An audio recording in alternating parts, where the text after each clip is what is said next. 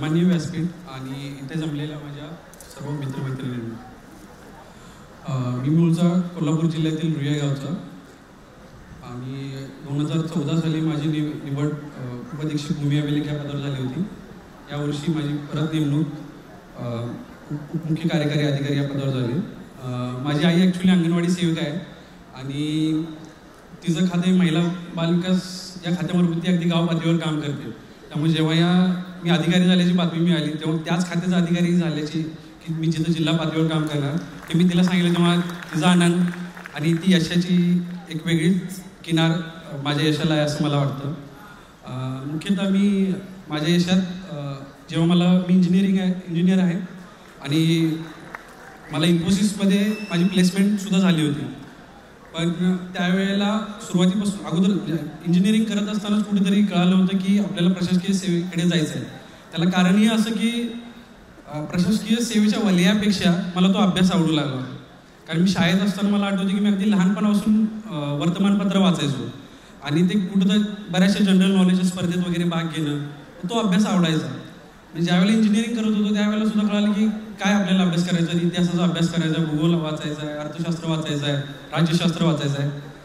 त्यामुळे ह्या अभ्यासामुळं मी कुठंतरी या परीक्षेकडं आकर्षित झालो आणि UPSCची तयारी मी चालू केली होती.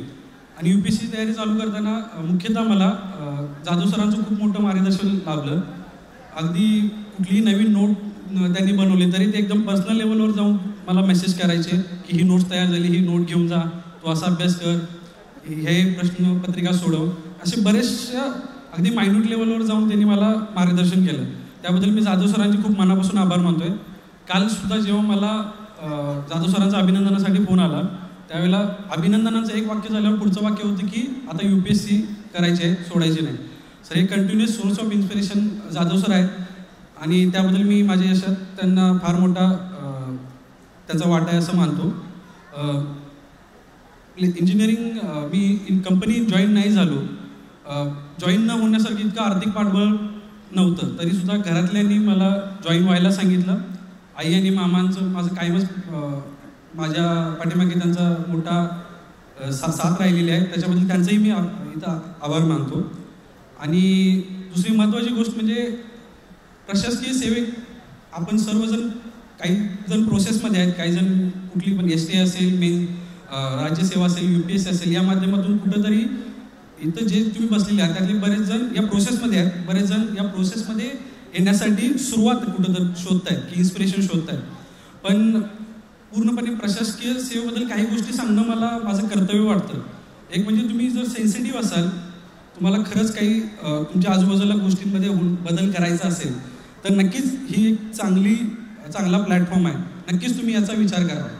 जसं मी मगाशी पण सांगितले, मी अभ्यासामुळे जसं मी या प्रवासाकडे वळलो तर हे जे विषय तुम्ही अभ्यासणार आहे, ज्या ज्या गोष्टी तुम्ही म्हणजे जसं तुम्ही राज्यघटना बघणार आहे, जर तुम्ही UPSC MPSCचा अभ्यास करत नाही तर राज्यघटनेचा तुमचा संबंध येण्याची शक्यता जवळजवळ 0% आहे. तर एक सुजाण नागरिक तुम्ही होऊ शकता या प्रोसेसमधून, जर तुम्ही अधिकारी हो किंवा न हो. सो ह्या दोन गोष्टी मला चांगल्या वाटतात या प्रोसेस दरम्यान. पण त्याचवेळी या पूर्ण परीक्षेची अनसर्टेनिटीसुद्धा लक्षात घेणं किंवा तुमच्या लक्षात आणून देणं हे माझं मी कर्तव्य समजतो. की 2014ला ज्यावेळेला मी सिलेक्ट झालो त्यावेळेला 401 पोस्ट होत्या, यावर्षी फक्त 130 होत्या.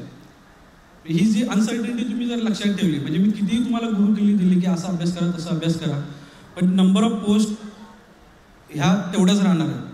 सो त्यामुळे यश अपयश हे हुलकावणी देत राहणार आहे तुम्हाला. त्यामुळे या सगळ्या सारासार विचार करून या. इव्हन तुम्ही अधिकारी झाल्यावर सुद्धा तुमचा संघर्ष संपत नाही. आता तुम्ही संघर्ष करताय, पण ज्यावेळेला तुम्ही अधिकारी होणार, तर मी आता 8 महिने झाले मी जॉईन केलेलं आहे, तर मला समजते की एक तुमच्या सहीनं त्या सहीची अकाउंटेबिलिटी खूप मोठी आहे, खूप मोठी जबाबदारीचं काम आहे. आणि कदाचित ती जबाबदारी पेलण्याची तुमच्यात क्षमता असायला हवी. कुठं तर मेंटली ते तुमचं नॉलेज तेवढं स्ट्रॉंग असायला हवं, कुठं तर तुम्ही मेंटली प्रिपेअर्ड असायला हवा. तुम्हाला लोकांशी सहभाग हे करावा लागतो. बऱ्याच वेळेला लोक तुमच्याकडे काहीतरी अडचणी घेऊन येतात, त्यांना कायदा समजून चालत नाही, त्यांना त्यांच्या भाषेत समजून द्यावं लागतं. बऱ्याच वेळेला तुमचा लोकप्रतिनिधीशी सुद्धा संबंध येतो. तर हे सगळी आव्हानंसुद्धा आहेत. मग एका बाजूला मी जे सांगितलं की या चांगल्या बाबी आहेत आणि दुसऱ्या बाजूला आव्हान आहेत, त्या दोन्हींचा कुठंतरी सारासार विचार करून मग तुम्ही नक्कीच प्रशासनात या. आणि आव्हानं स्वीकारायची तयारी असेल तर चांगल्या अधिकाऱ्यांची नक्कीच गरज आहे. म्हणजे तुमच्या समोर इथं रोल मॉडेल बसलेले आहेत. कारण अगदी जे ठाकरे साहेबांनी सरांनी जे केलेलं आहे MPSCमध्ये सुधारणा, जसे तुम्ही एक की आल्यावर तुम्हाला जे चुकीचे उत्तर वाढतात ते तुम्ही MPSCला पाठवू शकता आणि त्याच्यानंतर MPSC रिवाईज करून तुम्हाला दुसरी की देते. ही UPSC सुद्धा सोय नाही. त्यामुळे ही ट्रान्सपरन्सी आणल्याबद्दल मी ठाकरे सरांचं खूप मनापासून आभार मानतोय. कारण आम्हाला आता 4-4 वर्ष 5-5 वर्ष जॉईनिंगसाठी किंवा निकालासाठी वाट बघावी लागत नाही. प्रत्येक वर्षीचा निकाल त्याच वर्षी लागतो आणि ही ट्रान्सपरन्सी येणं गरजेचं होतं आणि ती सरांनी आणली. सरांचा त्यात हातभार आहे, त्याबद्दल मी परत सरांचे एकदा आभार मानतोय. अजून एक 2 टिप्स म्हणता येणार नाही, पण आता बऱ्याच वेळेला आपण ऐकतो की स्मार्ट वर्क करायला पाहिजे. स्मार्ट वर्क मान्य, स्मार्ट वर्क प्रत्येकाने स्मार्ट असलंच पाहिजे, त्याच्याशिवाय तुम्हाला इथे येताच येत नाही. पण त्यात ही देखील महत्त्वाची गोष्ट अशी आहे की पुण्यात आल्यावर सगळे स्मार्ट होतात किंवा आपण सगळे जेवढे आहेत तेवढे सगळे स्मार्टच आहोत. तर स्मार्ट लोकांच्या हार्डवर्कला खूप महत्त्व आहे. म्हणजे हार्डवर्कला कुठेही ऑप्शन निघालेला नाही आणि निघू नये अशी पण माझी इच्छा आहे. कारण त्याच्याशिवाय तुमचं डेडिकेशन चेक होत नाही. त्यामुळे हार्डवर्क तुम्ही नक्कीच ठेवा. आणि दुसरं लाल दिवा किंवा इतर काही ज्या गोष्टी आहेत हे मी म्हणेन चुकीचे नाही, पण अपुरी इन्स्पिरेशन्स आहेत. कारण मी ज्यावेळेला 2014 साली उपाध्यक्ष भूमी अभिलेख झालो त्यावेळेला कोणतरी मला विचारायचं काय असतं या पदाचं काम. मी काहीतरी सांगायला जायचो, त्यांना ते कळायचं नाही. त्यांचा फक्त एकच प्रश्न असायचा, लाल दिवा आहे का? तर तो लाल दिवा प्रत्येकाला नसतो. लाल दिवा फक्त महसूलमध्ये तहसीलदार किंवा डेप्युटी कलेक्टर याच लोकांना असतो. बाकीच्या ज्या आपण फील्डमध्ये काम करण्याचं तर लाल दिवा किंवा ही वलय कदाचित नसेल, पण आपल्याला चांगलं काम करायचं आहे हे पहिलं लक्षात ठेवा. त्यामुळं मी म्हणतोय की एक चांगल्या वेगळ्या प्रकारचे इन्स्पिरेशन घेऊन जर तुम्ही आला तर इथं जे काही मिळाले त्यावर म्हणजे चांगली इथं राहण्याची आणि जे काही मिळाले जिथं आपण थांबणार तर कोणीच नाही आहे. प्रत्येकजण चांगल्या अधिकाधिक चांगलं मिळवण्यासाठी प्रयत्न करणार, पण जिथं आपण थांबू त्या ठिकाणी चांगलं काम कसं करू. हॉरिझॉन्टल आपल्याला प्रमोशन पाहिजे, पण एका ठिकाणी थांबल्यावर हॉरिझॉन्टली आपल्याला काय दिसतंय, समोर काय दिसतंय. एकदा समजा मी इथं जर उपमुख्य कार्यकारी अधिकारी म्हणून मी थांबलो तर माझ्यासमोर कामाचा काय व्याप असेल, मला कसं काम करायचं आहे याचा विचार करणं मला जास्त महत्त्वाचं वाटतं. आणि प्रशासनात जर आपण आता बदल लक्षात गेले, जसं राईट टू इन्फॉर्मेशन आलं आहे, राईट टू सर्व्हिस आलं आहे, बऱ्याचशा प्रशासकीय सुधारणा होत आहेत. आपल्या भोवतीचं वलय इतक्यात कमी होणार नाही, पण कदाचित 10-15 वर्षानंतर ती स्थिती राहणार नाही. कालच न्यूज होती की पंजाबमध्ये मंत्र्यांना इथून पुढे लाल दिव्याची गाडी असणार नाही. सो तुमचं महत्त्व आहे अधिकारी म्हणून जो काही होईल त्याचं महत्त्व आहे, पण ते वलय राहील की नाही याच्या शंका आहे. जनता वगैरे म्हणजे भरपूर पब्लिक पार्टिसिपेशन वाढलं आहे, गव्हर्नन्सचं नवीन मॉडेल येतं आहे.